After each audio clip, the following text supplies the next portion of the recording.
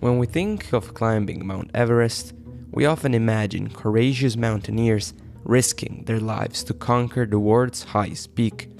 But what many people don't realize is that without the assistance of the Sherpas, this expedition would not be possible. On the morning of the 18th of April 2014, the Sherpas were working as usual, fixing ropes and ferrying loads, when disaster struck when least expected, shocking the mountaineering world and deeply scarring the Sherpa community.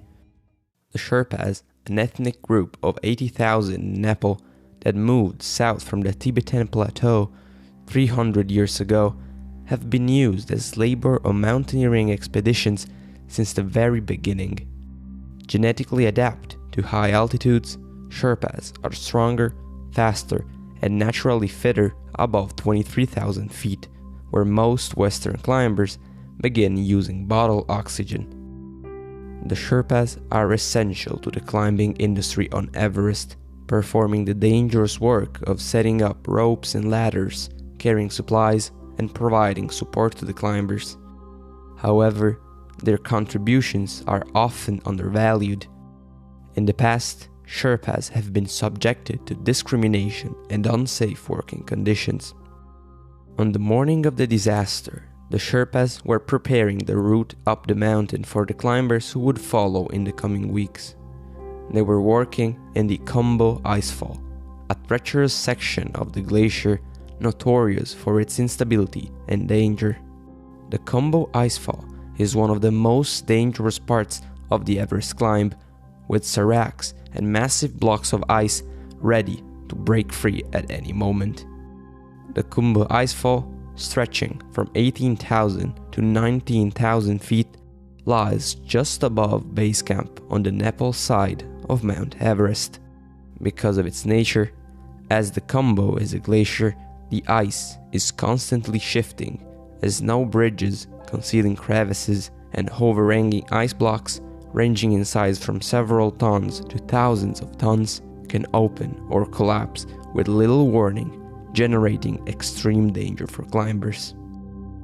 Anyone who wants to climb Everest from the south side must pass through the Khumbu Icefall.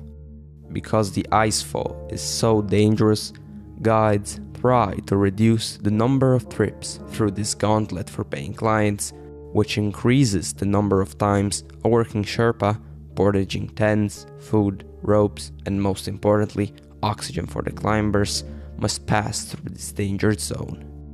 Crossing the Khumbu is usually done at night via headlamp between 2 a.m. and 5 p.m. This is when ice blocks and the hanging glaciers are most stable and avalanches are least likely. During the day, as the sun warms the mountain, the hanging glaciers begin to avalanche and the ice in the Khumbu starts to crumble.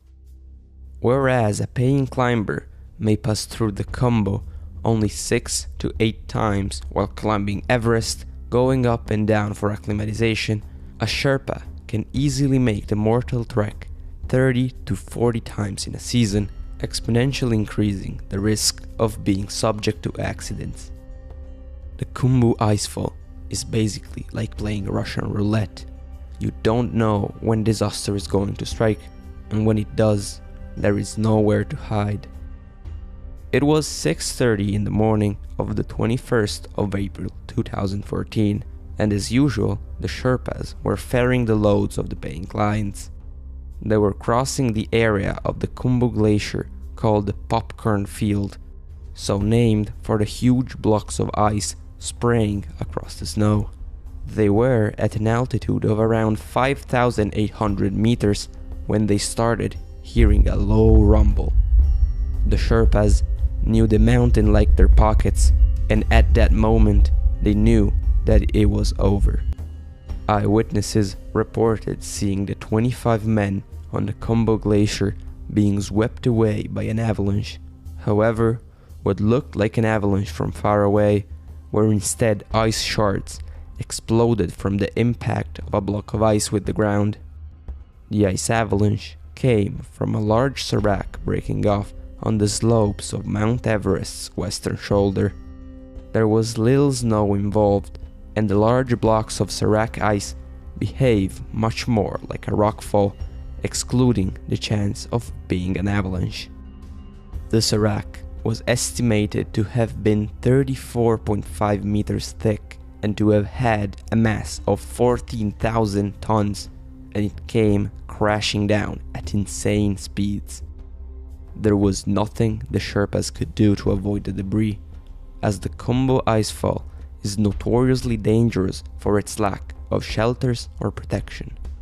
The 25 men were swept away like leaves by water, unable to resist the sheer power of the mountain. In the chaos and confusion that followed, the Sherpas that were spared worked frantically to rescue their fellow climbers and Sherpas, digging through the snow and ice with their hands and shovels. But the damage had already been done, and as the dust settled, it became clear that the toll was staggering. Rescue arrived almost immediately, but had to be initially called off due to too much risk. Later coming back to the scene, 13 bodies were recovered and 3 were missing. On that day, 13 Sherpas and 3 climbers lost their lives on the highest mountain in the world. One of the victims was Ang Kaji Sherpa, who was one of the strongest Sherpas on the 2012 North Face National Geographic Everest expedition. Kaji, father of 6, was a veteran of over half a dozen expeditions to Everest. In 2012, he was the first person to summit Everest that spring and put up the climbing ropes for all the subsequent climbers. When he came down from that summit bit in 2012, he was greeted with an enormous applause, but humble and smiling, he simply said he wasn't that tired. For the climbers who had been on the mountain that day, the shock and grief were overwhelming. They had lost friends, colleagues, and fellow adventurers in a sudden and senseless tragedy. It was a stark reminder of the fragility of life and the power of nature. Some of the climbers at base camp were too shocked to continue, and having taken all their belongings, they began their descent, with death looming all over the mountain. On the 22nd of April, the Sherpas announced they would not work on Everest for the rest of 2014 out of respect for the victims, and by the 24th of April, almost all expeditions had decided to abandon their climbing plans. The 600 mountaineers who were at base camp before the avalanche was down to 40 or 50.